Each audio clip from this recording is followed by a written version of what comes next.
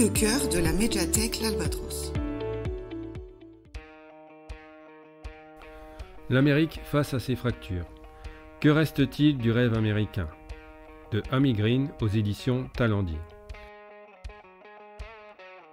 L'autrice Amy Green nous dresse un tableau des États-Unis sans éluder aucun des problèmes qui touchent la première puissance mondiale.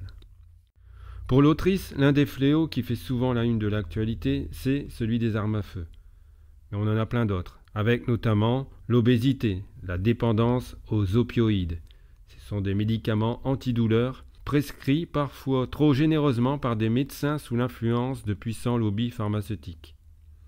Un système de santé défaillant, 42 millions d'Américains sans protection sociale, des inégalités économiques et sociales toujours plus fortes, les États-Unis aussi inégalitaires que la Russie ou l'Inde. Solitude et isolement provoquent des dépressions toujours plus nombreuses et qui touchent aussi beaucoup les ados. 57% des filles et 29% des garçons déclarent se sentir constamment tristes ou sans espoir. Les discriminations sont encore présentes aux États-Unis, malgré les lois des années 1960.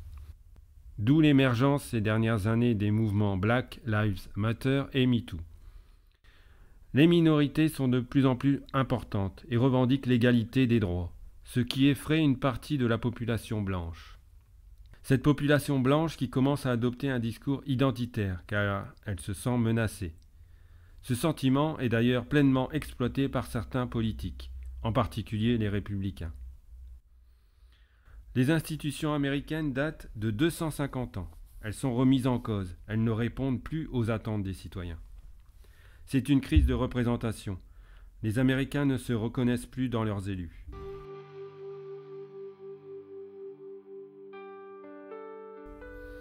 La violence touche aussi la politique, comme jamais auparavant, comme nous l'a montré les incidents du Capitole en janvier 2021. Les Américains s'intéressent peu à la politique internationale, même s'ils souhaitent toujours que leur pays joue les premiers rôles, notamment en restant la première puissance militaire au monde, sachant que l'armée est l'institution qu'ils respectent le plus.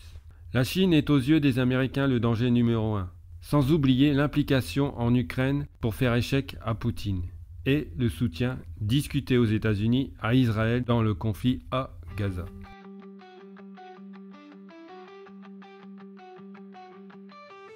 Ce tableau n'est guère réjouissant, mais dans sa dernière partie, l'autrice nous donne des raisons d'espérer, en mettant l'accent sur la jeunesse, avec les générations millennials et la génération Z.